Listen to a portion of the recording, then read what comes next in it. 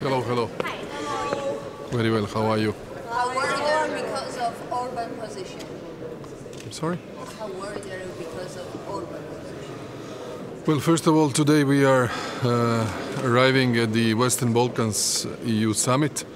Croatia was one of the countries, and I personally, who advocated systematic holding of these summits, because you will remember that between 2003 and 2018, 15 years passed without such a summit. We managed to have this cooperation systematic, and we feel that is very, very good. And one of those summits took place in Zagreb during the first ever Croatian presidency of the Council. The objective of today's meeting, also together with international organizations and financial institutions, is to extend strong support for the reform-oriented activities in our immediate neighborhood. Croatia is a neighboring country to Serbia, to Bosnia and Herzegovina, and to Montenegro. And we have always strongly advocated the enlargement process and extended support to our neighbors. I am particularly keen to support today, but also tomorrow, that we take decisions to the maximum possible extent to follow the European Commission recommendation regarding the opening of the accession negotiations with Bosnia and Herzegovina, because we feel that Bosnia and Herzegovina should catch up with the rest of the countries of the Southeast Europe or the Western Balkans. And this is something that we will argument during the course of the next 2 days. It is also important that we extend our economic support. The growth plan is very important.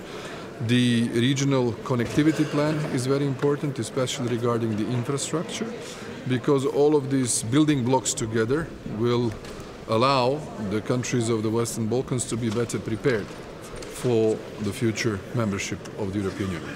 Sarah, a quick question. How do you see the perspective of so many countries from the Western Balkans entering the EU if the EU itself is not able to reach an agreement on such important aspects like supporting Ukraine? Well, the European Union's history has been the history of enlargement. I'm speaking as someone who comes from the latest member of the European Union. We joined 10.5 years ago. We know how difficult and complicated it was. We are familiar with all the details of the accession negotiations, but we managed. And always, if there is a political will, we can find the modalities to do it. What is clear is that Putin has accelerated the enlargement process of the European Union. This is the main message. Had there not been for Russia's aggression against Ukraine to such a huge extent in February of 2022, I don't think we would have been speaking today about the decisions to open negotiations with Ukraine and Moldova.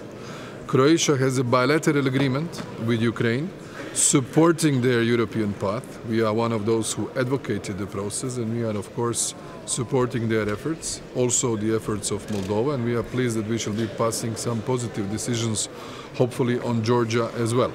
But we need to understand that there has been a merger of the enlargement process and the neighborhood process in a very incredibly short speed of time and the period of time. And therefore, this is a new contextual relationship. I know there are differing positions, but we shall be here for next 48 hours trying to reach some sort of a compromise. But Putin has one ally here in Brussels, it's Viktor Orban. What do you think about that? We shall try to overcome that position.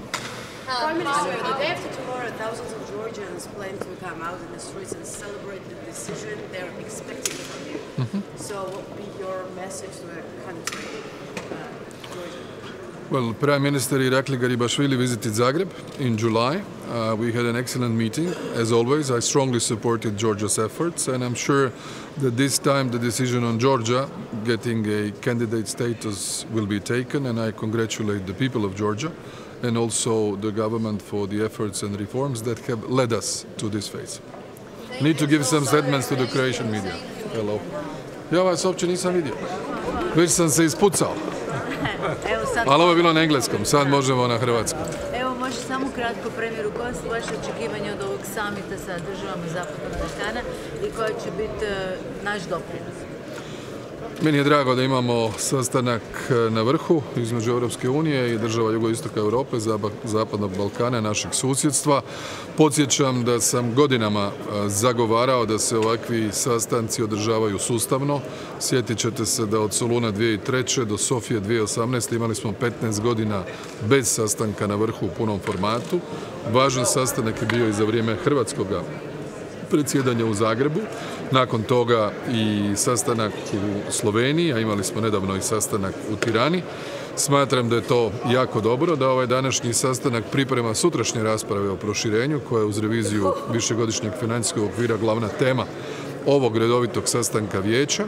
Mi smo zadovoljni da se šalje poruka i većeg poticaja na reforme, veće gospodarske podrške zemljama regije, boljeg međusobnog povezivanja, osobito infrastrukturnog, a mi ćemo naravno zagovarati daljnji napredak Bosne i Hercegovine, koja je nama posebno važna i bitna, te da se i ona uključi i ulovi korak sa drugim zemljama regije koje su u ovom trenutku ispred nje. Dakle, Crna Gora i Srbija pregovaraju, Albanija i Makedonija su također, Sjeverna Makedonija su također institucionalno ispred, a mi želimo da i Bosna i Hercegovina, nakon što smo joj pomogli 2016. da podnese zahtjev za članstvo, nakon što smo se lani borili da dobije status države kandidata, sada ćemo se truditi da dobije najbolji mogući kontekst zaključaka za perspektivu otvaranja pregovora.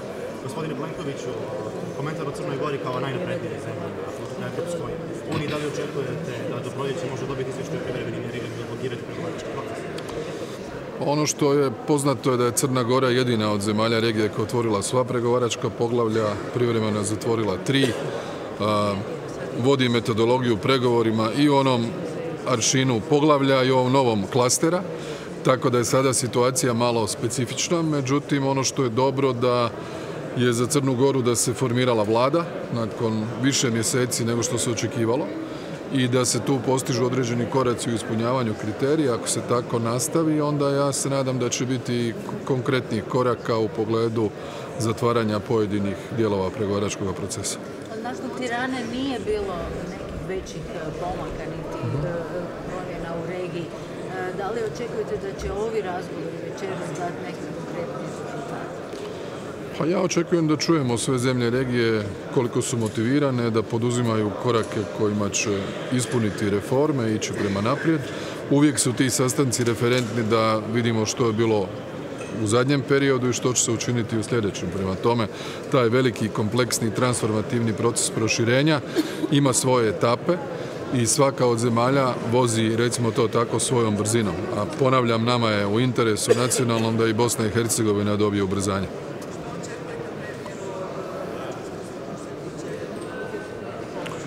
Pa vidjet ćemo, oni su tu vrlo jasni u nekakvim prednajavama, s druge strane nastoje dobiti odluke koje se tiču samo Mađarske u pogledu sredstava koje trenutno nisu puštene Mađarskoj u smislu fondova koji su bitni njoj i u kontekstu nacionalnog plana oporavka i otpornosti i drugih financijskih sredstava.